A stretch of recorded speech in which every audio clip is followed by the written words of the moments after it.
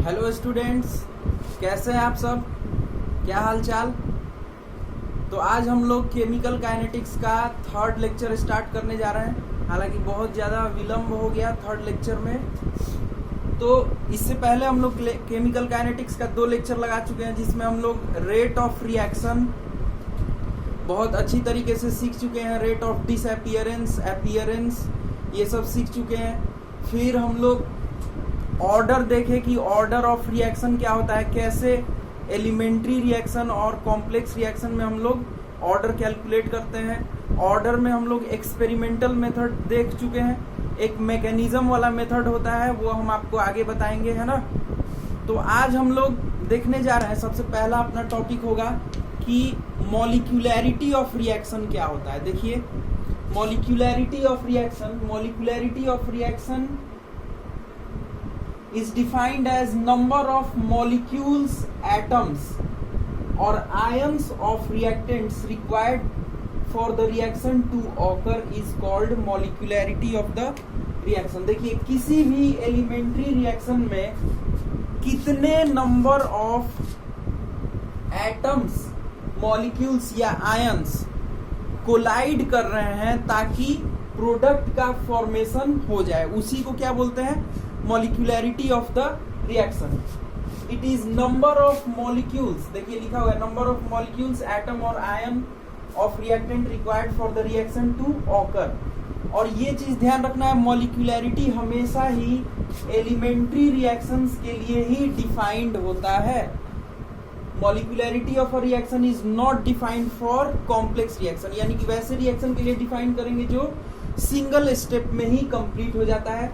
It is equal to sum of stoichiometric coefficient of the reactant in the chemical equation of the reaction. Elementary reaction में जो stoichiometric coefficients का सम होगा reactants का, वही मॉलिक्यूलैरिटी of the reaction होता है। कहने का मतलब है कि जैसे A of A plus B of B gives C of C plus D of D। अगर ये दिया हुआ है कि ये एलिमेंट्री रिएक्शन है ना, तो इसका मॉलिक्यूलैरिटी हम लोग लिखेंगे A प्लस B, अगर ये एलिमेंट्री रिएक्शन है। अब देख लीजिए, एग्जांपल देख लीजिए, PCl5 gives PCl3 plus Cl2।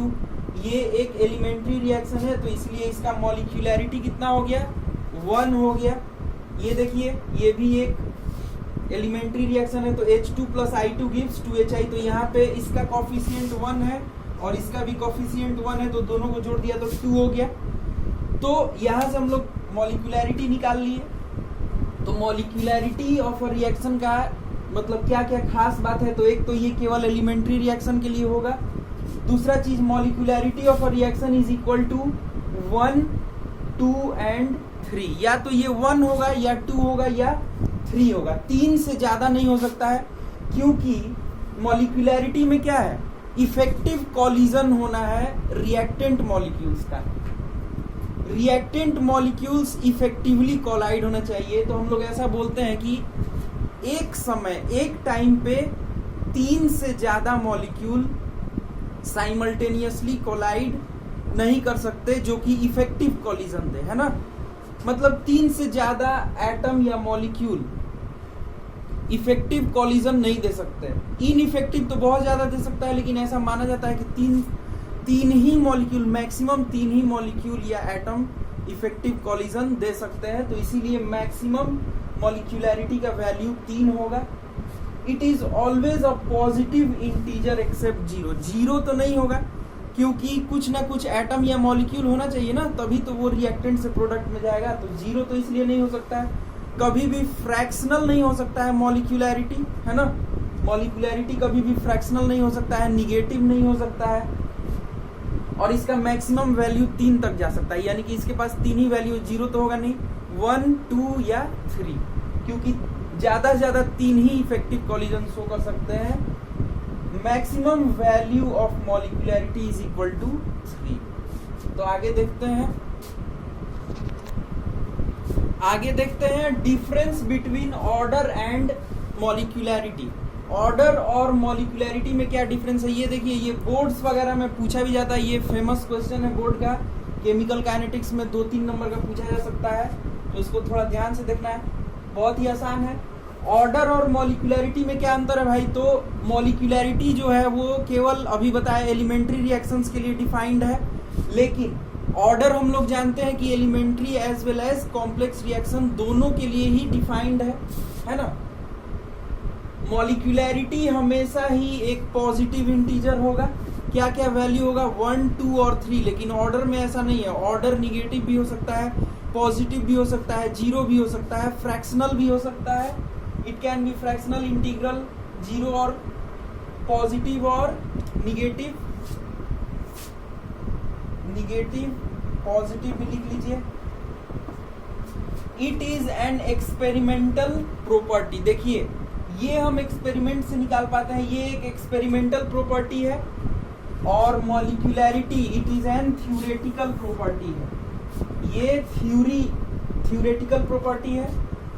Order में change with change in experimental condition. देखिए ऑर्डर हम लोग पिछले क्लास में ऑर्डर निकाल रहे थे, एक्सपेरिमेंट था, तो अगर उसमें एक्सपेरिमेंटल वैल्यू वगैरह चेंज कर दिया जाए, जैसे कंसंट्रेशन वगैरह का वैल्यू चेंज कर दिया जाए, तो डेफिनेटली ऑर्डर चेंज हो जाएगा। लेकिन मॉलिक्यूलरिटी में ऐसा नहीं होता है, it does not changes with change in experimental conditions. तो नेक्स्ट टॉपिक है unit of rate constant. Unit of rate constant, जैसे देखिए ए से बी कोई रिएक्शन है, हमको नहीं पता है कि ये एलिमेंट्री है कि कॉम्प्लेक्स है। अगर एलिमेंट्री होगा तो बहुत आसान होगा, एक्स का वैल्यू क्या हो जाएगा 1 हो जाएगा, लेकिन अगर कॉम्प्लेक्स है तो निकालना पड़ेगा। खैर कोई बात नहीं। तो आर जो है this is called rate of reaction, ये आपका तो रेट ऑफ रिएक्शन है। और के जो है this is your rate constant, और ये कंसंट्रेशन ऑफ ए है। एक्स क्या है भाई? ऑर्डर ऑफ रिएक्शन, ये तो आपको पता ही है। तो यहां से हम लोगों को रेट कांस्टेंट का यूनिट फाइंड आउट करना है, इसका बहुत ज्यादा यूज है। तो जरा देखिए एक एक करके हम निकालते हैं। फॉर, पहला निकालते हैं for zero order reaction. For zero order reaction, इसका मतलब कि x इज इक्वल टू जब जीरो हो जाए, तो देखिए r इज इक्वल टू के ए टू द पावर x। इसको हम लोग क्या लिख सकते हैं? रेट को लिख सकते हैं क्या? Minus of d a by d t is equal to k. ये सब हम लोग देख चुके हैं फर्स्ट क्लास में ही कि कैसे इसको r को ये लिख दिया है ना, a के टर्म्स में लिख रहे हैं, तो ये इसका तो डिसअपियरेंस हो रहा है ना, तो इसलिए माइनस का साइन आया है यहाँ पे। Minus of d a by d t is equal to के ए टू द पावर जीरो हो जाएगा। क्या जीरो ऑर्डर रिएक्शन है, तो मतलब हम मान लिए हैं कि ये जीरो ऑर्डर रिएक्शन है, तो यहाँ से क्या लिखेंगे? Minus of d a by d t is equal to k हो जाएगा a to the power zero, तो 1 हो गया। अब यहाँ से देखिए, यहाँ से क्या लिख सकते हैं? यहाँ से k का यूनिट क्या हो जाएगा, आप ही बताइए। a क्या है? Minus of d A concentration है ना, यहाँ पे a का कंसंट्रेशन है, तो कंसंट्रेशन क्या होता है? मोलैरिटी होता है, and molarity is nothing but mole per litre, mole per litre. और यहाँ पे टाइम भी है dt, तो dt के लिए क्या हो जाएगा भाई? तो सेकेंड हो जाएगा।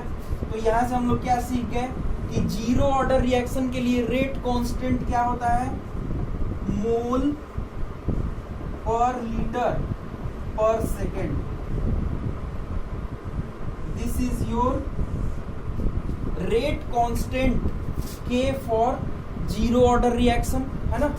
फर्स्ट ऑर्डर का निकाल लेते हैं, ये पहला हो गया। दूसरा फॉर फर्स्ट ऑर्डर रिएक्शन, तो इस बार क्या करना पड़ेगा आपको? यहाँ x की जगह 1 पुट करना होगा फर्स्ट ऑर्डर में, तो x इज इक्वल टू 1 हो जाएगा। तो अब मेरा इक्वेशन ये क्या बन जाएगा? r इज इक्वल टू के ए टू द पावर 1 हो जाएगा, ठीक है। तो ये देखिए क्या लिखेंगे? Minus of d a by d t concentration is equal to k into concentration of a. तो ये देखिए ये क्या है?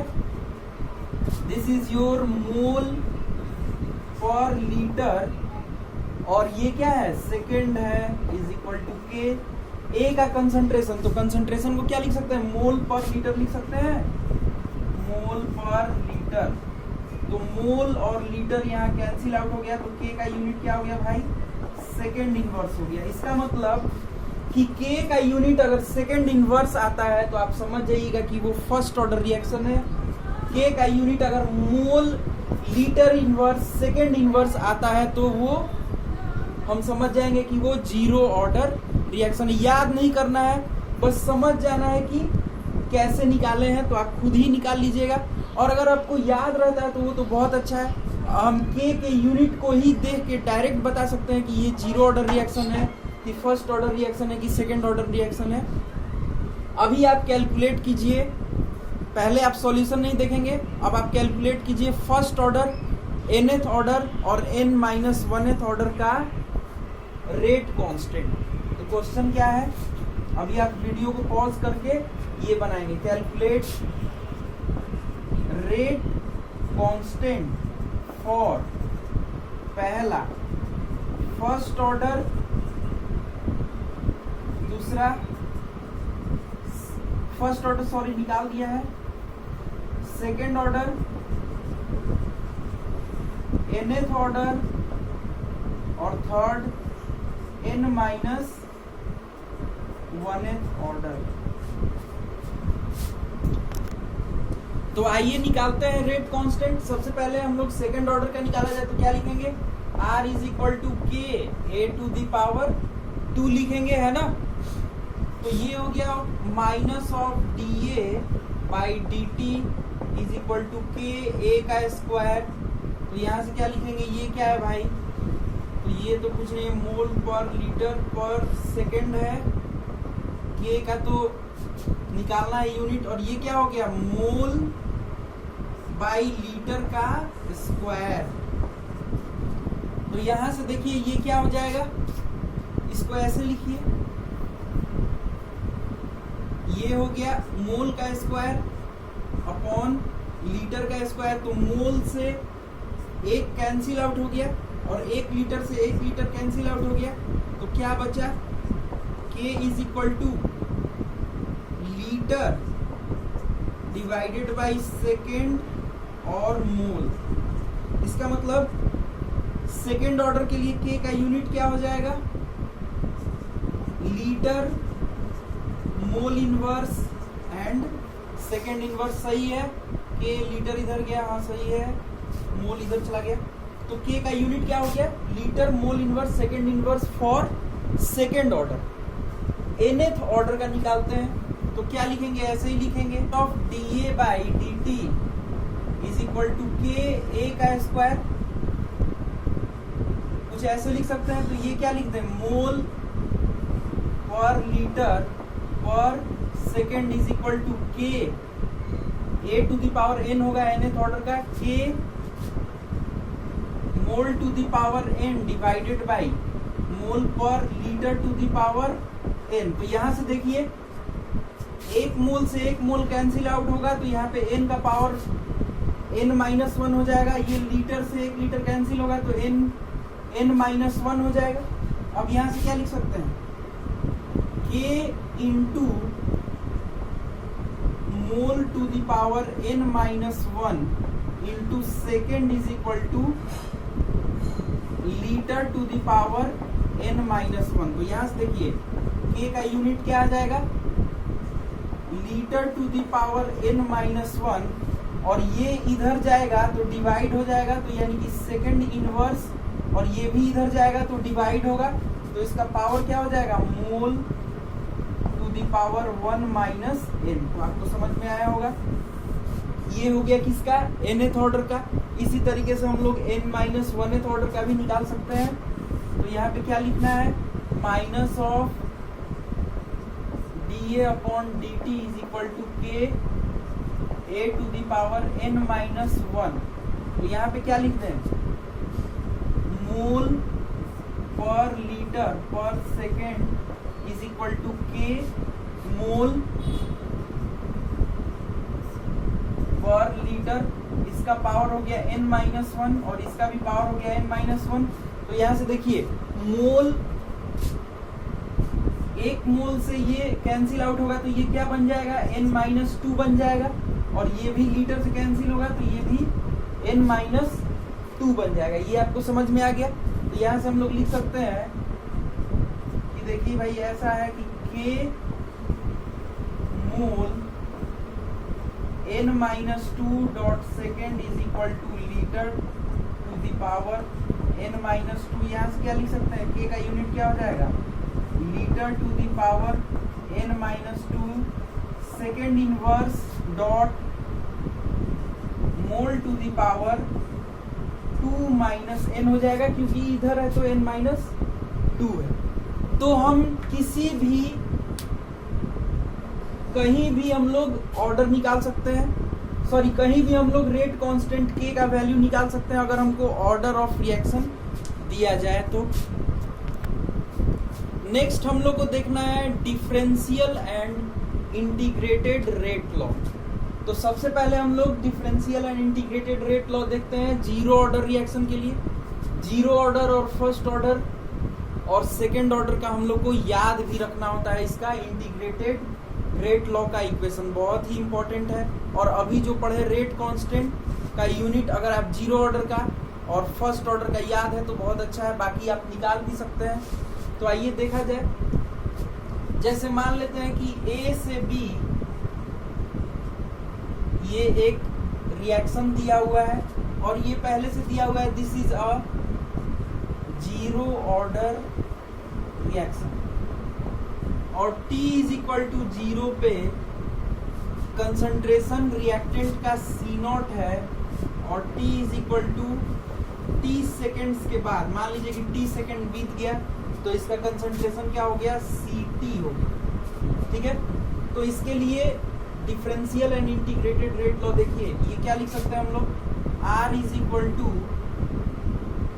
KA to the power n लिख सकते हैं इसके लिए रेट इक्वेशन। तो R is equal to KA to the power 0 हो जाएगा, तो इसको क्या लिख सकते हैं, minus of dA upon dt is equal to K। This is your differential rate law. Differential rate law किसके लिए भाई, तो जीरो ऑर्डर रिएक्शन के लिए। अब देखिए हम लोग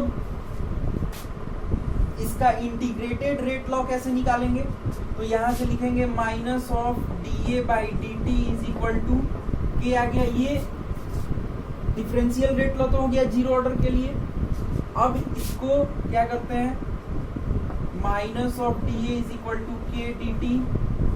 अब इंटीग्रेट कर दीजिए तो ये क्या लिख सकते हैं, minus of concentration of A, कहां से कहां तक, C0 से Ct तक। इनिशियल कंसंट्रेशन आपका C0 था, फाइनल कंसंट्रेशन क्या था, Ct था। तो initial concentration C0 T is equal to 0 seconds पे था, और T is equal to T seconds के बाद कंसंट्रेशन Ct हो गया है। तो यहाँ पे क्या लगाएंगे, C0 से Ct is equal to K, और यहाँ पे क्या हो जाएगा, T माइनस 0। यहाँ से क्या लिख सकते हैं, minus of Ct minus of C0 is equal to KT। तो यहाँ से आगे आपको क्या, C0 minus Ct is equal to KT, या फिर Ct is equal to C0 minus of KT। This is called, कोई भी, this is called integrated rate law for zero order reaction. ये बहुत इंपॉर्टेंट है, आप इसको रट के सट जाएंगे, है ना। This is integrated rate law for zero order reaction. कोई नींद में भी पूछे integrated rate law zero order का, फर्स्ट ऑर्डर का, तो बता देंगे, है ना। नेक्स्ट बात करते हैं half life for a zero order reaction. Half life क्या होता है, जब वो रिएक्शन आधा कंप्लीट हो जाए। जैसे A से B ये दिया हुआ है कि एक जीरो ऑर्डर रिएक्शन है, ठीक है, तो ये दिया हुआ है कि ये एक जीरो ऑर्डर रिएक्शन है,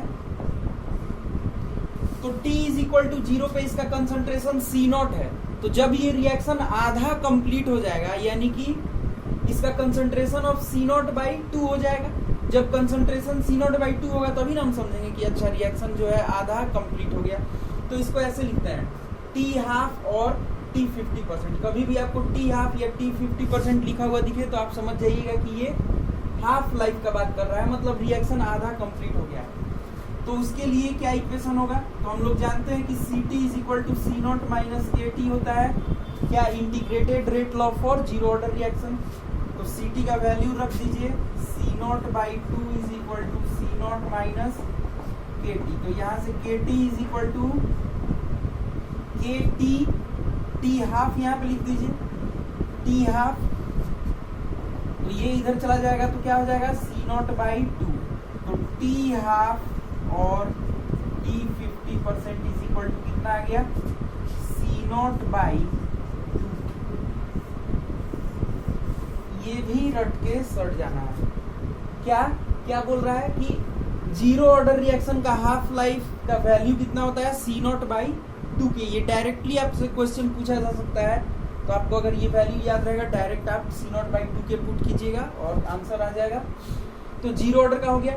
यहाँ से हम एक कंक्लूजन और बता सकते हैं कि जो T हाफ होता है is directly proportional to C0 which is concentration of reactant. इसका मतलब क्या है कि half life of zero order reaction is directly proportional to initial concentration of reactant. अगर इनिशियल कंसंट्रेशन को आप बढ़ाइएगा तो T हाफ भी बढ़ जाएगा, इनिशियल कंसंट्रेशन को आप घटाइएगा तो T हाफ भी घट जाएगा। ये सब प्रॉपर्टी आपको याद रहना चाहिए। ये क्वेश्चन आगे आने वाले क्वेश्चन में हम लोग यूज करेंगे इसका। तो एक प्रॉपर्टी तो ये हो गया, एक तो आपको इंटीग्रेटेड रेट लॉ याद रखना है कि भाई ये होता है एक इंपॉर्टेंट चीज, दूसरा इसका T हाफ याद रखना है, तीसरा ये प्रॉपर्टी याद रखना है, और चौथा ये देखिए time required for completion, time required for completion. इसका मतलब कि कितना टाइम लगेगा इस जीरो ऑर्डर रिएक्शन को कंप्लीट होने में। तो फिर से यही वाला इक्वेशन लगाएंगे Ct is equal to C0 minus KT। अब आप ये बताइए कि जब ये रिएक्शन पूरा कंप्लीट हो जाएगा तो पूरा कंप्लीट होने का मतलब क्या है कि ये जो रिएक्टेंट है पूरा खत्म हो गया, पूरा का पूरा प्रोडक्ट में कन्वर्ट हो गया, यानी कि Ct का वैल्यू 0 हो जाएगा। तो यहाँ से क्या हो गया 0 is equal to C0 minus of KT। T यहाँ पे T 100%, तो यहाँ से क्या लिखेंगे KT 100% is equal to C0। तो T 100% इज इक्वल टू कितना हो गया C0 बाई K। इसका मतलब क्या है कि कोई भी zero order reaction C0 by K time में क्या हो जाता है कंप्लीट हो जाता है। कोई भी जीरो ऑर्डर रिएक्शन को कंप्लीट होने में कितना टाइम लगता है C0 बाई K। आधा कंप्लीट होने में कितना टाइम लगता है C0 बाई 2 K। तो ये सब चीज आपको याद रखना है कि एक जीरो ऑर्डर रिएक्शन पूरा कंप्लीट हो जाता है। आगे देखेंगे कि फर्स्ट ऑर्डर रिएक्शन कंप्लीट नहीं होता है। तो ये सब आपको प्रॉपर्टी ध्यान रखना है। ये चारों हो गया, ये हो गया, ये हो गया, ये हो गया, और एक जीरो ऑर्डर रिएक्शन कंप्लीट होने में C0 बाई K टाइम लगाता है। तो नेक्स्ट हम लोग फर्स्ट ऑर्डर के लिए डिफरेंशियल और इंटीग्रेटेड रेट लॉ निकालते हैं। इंटीग्रेटेड रेट लॉ आप याद कर जाइएगा, ठीक है। तो यहाँ पे देखिए R is equal to K A to the power N, तो इस रिएक्शन के लिए लिख ही सकते हैं। तो N इज इक्वल टू इस बार क्या लिखेंगे 1, क्योंकि ये फर्स्ट ऑर्डर रिएक्शन के लिए हम लोग निकाल रहे हैं। तो T इज इक्वल टू 0 पे कंसंट्रेशन, इनिशियल कंसंट्रेशन C0 है, और T सेकेंड्स के बाद ये Ct हो गया। तो यहाँ से हम लोग क्या लिख सकते हैं R को minus of dA upon dt is equal to K A to the power 1 हो जाएगा, क्योंकि N का वैल्यू 1 है। तो this will be your differential rate law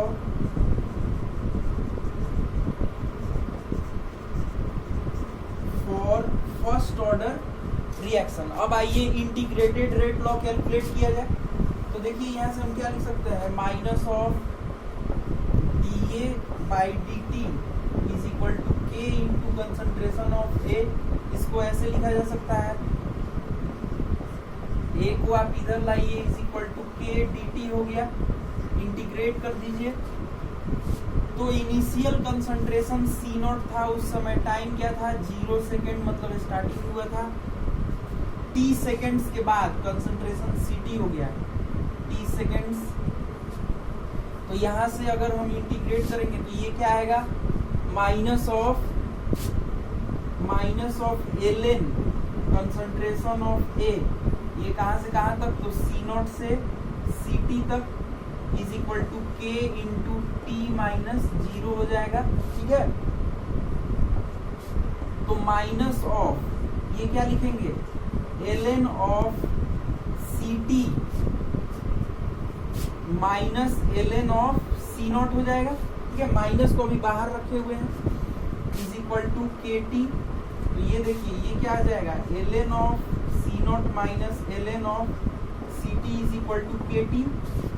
तो यहाँ से क्या आ जाएगा, ln of C0 by Ct is equal to kt।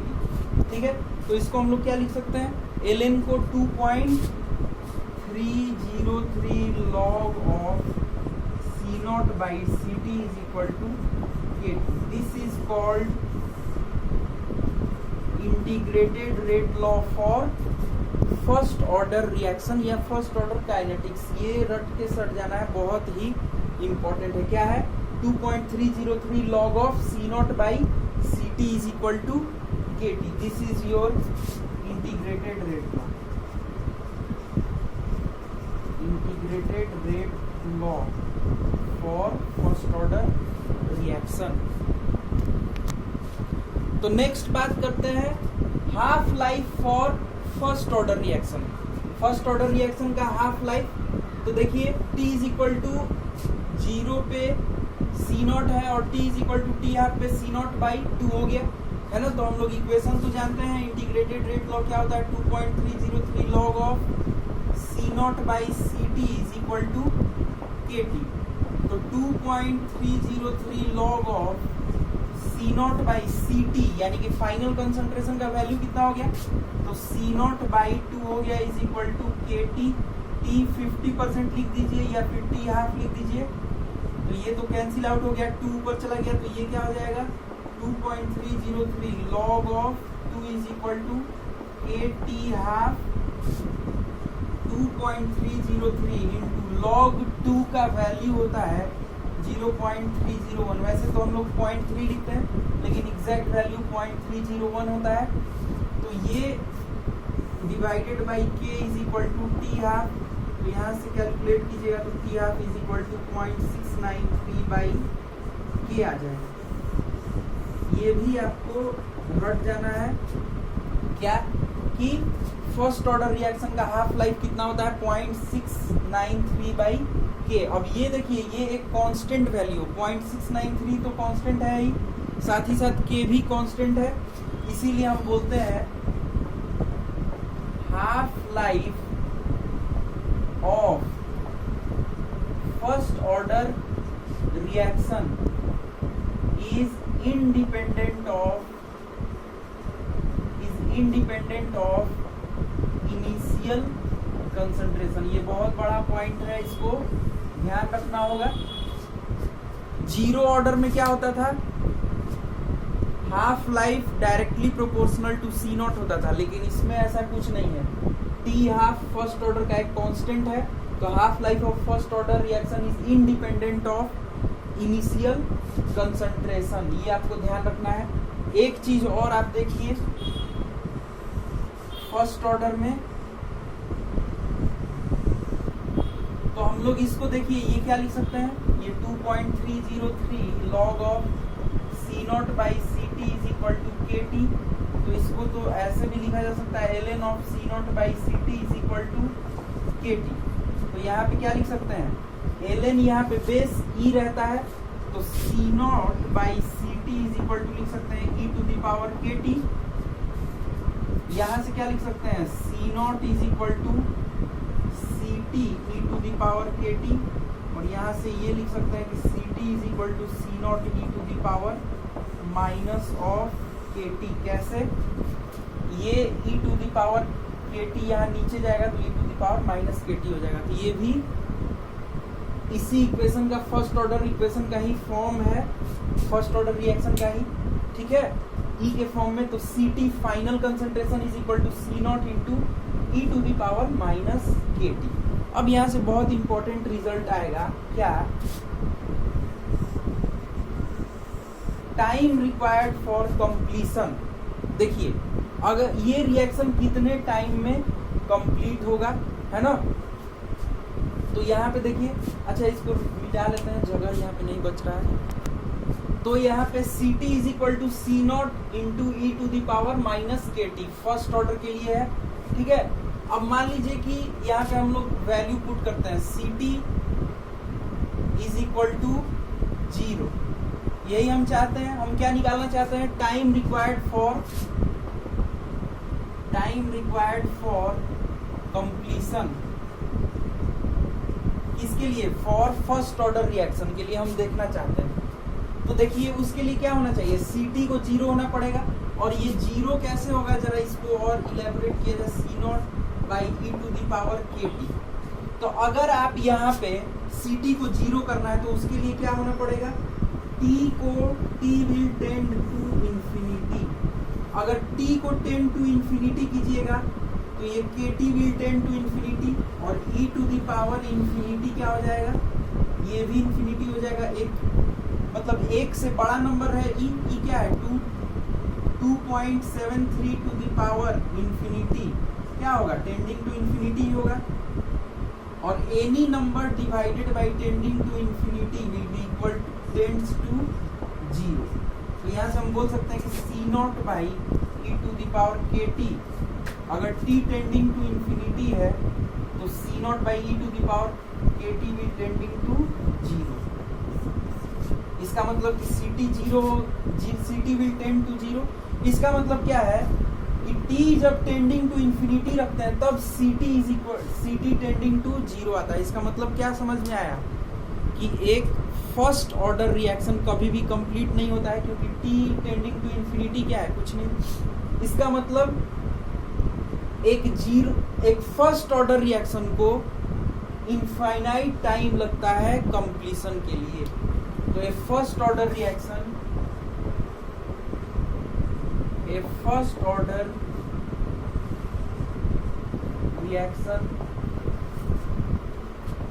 takes infinite interval of time for its completion। या ऐसा बोल सकते हैं कि फर्स्ट ऑर्डर रिएक्शन कंप्लीट ही नहीं होता है। तो ये एक बहुत ही इंपॉर्टेंट रिजल्ट है। हम लोग देखे थे कि 0 ऑर्डर रिएक्शन तो कंप्लीट होता है, लेकिन फर्स्ट ऑर्डर रिएक्शन कंप्लीट ही नहीं होता है। कैसे? तो ऐसे, ठीक है। नेक्स्ट देखते हैं integrated rate law for nth order equation, nth order reaction के लिए। तो ये a से b है, दिया हुआ है कि nth ऑर्डर रिएक्शन है, और इसका डिफरेंशियल रेट लॉ क्या हो जाएगा? ये हो जाएगा डिफरेंशियल रेट लॉ। अब हम लोग निकालते हैं इंटीग्रेटेड रेट लॉ, ठीक है। तो यहाँ देखिए इसको क्या लिख सकते हैं? माइनस ऑफ डी ए की पावर n को इसके नीचे लाते हैं इज इक्वल टू के डी टी। फिर से वही चीज कि a से b, तो t इज इक्वल टू 0 पे कंसंट्रेशन c नॉट है, t is equal to t seconds के बाद कंसंट्रेशन क्या हो गया? ct हो गया, ठीक है। तो यहाँ से देखिए अब इसको इंटीग्रेट कर देते हैं, तो t is equal to 0 seconds पे कंसंट्रेशन c नॉट है, t सेकेंड्स के बाद कंसंट्रेशन क्या हो गया? ct हो गया। तो यहाँ से क्या लिख सकते हैं? देखिए माइनस को बाहर ले लेते हैं, ये क्या हो जाएगा? a टू द पावर, अगर इसको इंटीग्रेट करते हैं तो a टू द पावर ये ऊपर जाएगा तो माइनस n और प्लस 1, ठीक है। जैसे कैसे होता है? a to the power n, तो a to the power n plus 1 divided by n plus 1 होता है, ये आप जानते होंगे। तो ये माइनस ऊपर, ये n ऊपर चला गया तो minus of n plus 1 divided by minus of n plus 1। कहाँ से कहाँ तो भाई, तो सी नॉट से सी टी तक is equal to K T minus 0। तो यहाँ से देखिए क्या लिखेंगे, माइनस, दिस इंप्लाइज माइनस, आगे आ गया, ठीक है, माइनस 1 बाई, एक ऊपर माइनस है और यहाँ पे 1 माइनस n, देखिए ध्यान से, और यहाँ पे क्या हो जाएगा, ऊपर ct to the power n minus n plus 1 minus c not to the power minus of n plus 1 is equal to 80। देख लीजिए यहाँ पे सबसे पहले ct को पुट किए हैं, तो ct to the power minus of n plus 1 minus of C not to the power minus of n plus 1, और ये 1 माइनस n तो बाहर निकल ही चुका है, इज इक्वल टू kt हो जाएगा। तो ये यहाँ से क्या हो जाएगा भाई, तो 1 बाई n माइनस 1, ठीक है, और इसको क्या लिख सकते हैं, डिवाइडेड बाई 1 बाई ct। अगर ct को नीचे ले गए हैं तो ये क्या हो जाएगा, ये हो जाएगा आपको n माइनस 1 हो जाएगा, क्या ये n माइनस 1 हो जाएगा, minus of 1 by C not n minus 1 is equal to kt। This is your integrated rate law for nth order reaction. Integrated rate law, इस फॉर्मूले से हम लोग किसी भी ऑर्डर ऑफ रिएक्शन के लिए इंटीग्रेटेड रेट लॉ निकाल सकते हैं। बस आपको n का ऑर्डर पुट करना है। एक चीज आपको ध्यान रखना है, this is not valid when n is equal to 1। इसका मतलब अगर देखिए आप यहाँ पे n का वैल्यू 1 रख दीजिएगा तो 1 बाई इंफिनिटी, 1 बाई 0 हो जाएगा, इंफिनिटी हो जाएगा, अनडिफाइंड हो जाएगा। इसका मतलब इस इक्वेशन से आप फर्स्ट ऑर्डर का इंटीग्रेटेड रेट लॉ नहीं निकाल सकते हैं, बाकी किसी का भी आप इस इक्वेशन से integrated rate law find out कर सकते हैं। जैसे हमको मन किया कि जरा देखते हैं, चलो भाई देखा जाए कि जीरो ऑर्डर का निकलता है कि नहीं। तो उसके लिए क्या करना होता है, तो आपको n is equal to 0 put करना होगा, क्योंकि n ही ऑर्डर है। तो यहाँ पे देखिए क्या हो जाएगा, 1 बाई 0 माइनस 1 यानी कि minus 1, 1 by minus 1, 1 by C T, 0 minus 1 minus 1 minus of 1 by C naught का पावर क्या हो जाएगा, n का वैल्यू 0, तो यहाँ भी minus 1 is equal to K T. यहाँ से क्या आ गया, माइनस ऑफ 1, और ये ऊपर जाएगा तो क्या हो जाएगा, सी टी हो जाएगा, minus of C naught is equal to K T. तो यहाँ से देखिए ये क्या आ गया, C naught minus of C T is equal to K T, ठीक है। तो C T is equal to C naught minus के टी। याद कीजिए यही हम लोग इंटीग्रेटेड रेट लॉ निकाले थे जीरो ऑर्डर के लिए।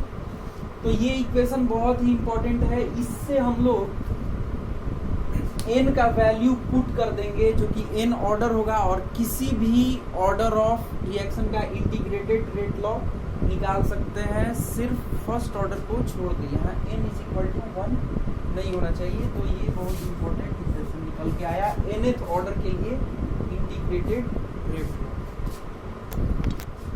अब देखिए ये integrated rate law nth order reaction के लिए हो गया। अब इसी के हेल्प से जरा हम लोग सेकेंड ऑर्डर के लिए इंटीग्रेटेड रेट लॉ निकालते हैं। तो क्या करना पड़ेगा, just n is equal to 2 put कर दीजिए। तो आइए पुट करते हैं। तो 1 बाई 2 माइनस 1, और यहाँ पे क्या हो जाएगा, 1 बाई सी टी का power 2 minus 1 minus of 1 by C naught 2 minus 1 is equal to K T. तो यहाँ से क्या आ जाएगा भाई, 1 by C T minus of 1 by C naught is equal to K T. अब अब देखिए ये कितनी आसानी से, this is your integrated rate law for second order reaction. अब मान लीजिए कि इसका हमको क्या निकालना है, हाफ लाइफ निकालना है। अब इसका हमको हाफ लाइफ निकालना है कि बताओ भाई, half life for second order reaction क्या होगा। तो क्या करना पड़ेगा आप बताइए, Ct को C0/2 पुट करेंगे, Ct is equal to C0/2। तो यहाँ से क्या हो जाएगा 1/, देखिए ये वाला इक्वेशन में पुट कर रहे हैं, 1/C0/2 minus of 1/C0 is equal to KT। देख लो आप, इसी में पुट किए हैं, तो ये क्या हो जाएगा 2/C0 minus of 1/C0 is equal to KT हो जाएगा। तो ये यहाँ से क्या आ जाएगा 1/C0 is equal to KT half, T half लिखेंगे, T हाफ, तो T half is equal to क्या आ गया 1/KC0, यानी कि half life for second order reaction क्या होता है 1/KC0। यहाँ से आप क्लियरली देख सकते हैं कि T हाफ जो है is inversely proportional to initial concentration. Second order reaction में T हाफ जो होता है वो इनवर्सली प्रोपोर्शनल होता है किसके, इनिशियल कंसंट्रेशन के। आप अगर इनिशियल कंसंट्रेशन बढ़ाएंगे तो T हाफ सेकेंड ऑर्डर का घट जाएगा, अगर घटाएंगे तो बढ़ जाएगा। तो ये सब प्रॉपर्टी आपको ध्यान रखना है। इस इक्वेशन से आप किसी भी ऑर्डर रिएक्शन के लिए इंटीग्रेटेड रेट लॉ कैलकुलेट कर सकते हैं, है ना। तो जनरली हम लोग सेकेंड ऑर्डर तक ही इसमें निकालते हैं। जनरली आपके सिलेबस में ज़्यादातर जीरो ऑर्डर और फर्स्ट ऑर्डर से ही क्वेश्चन पूछा जाता है, एक आध बार कभी कभी सेकेंड ऑर्डर से पूछा गया है, इसलिए हम लोग सेकेंड ऑर्डर का भी निकाल लिए, प्रॉपर्टी वगैरह देख लिए, ठीक है। तो आज का लेक्चर हम लोग यहीं पे रोकते हैं, ठीक है। इसके बाद हम लोग नेक्स्ट क्लास में इन सब पे बेस्ड बहुत सारा क्वेश्चन करेंगे और इनसे रिलेटेड जितने भी ग्राफ्स हैं वो सब देखेंगे। तो बाय बाय।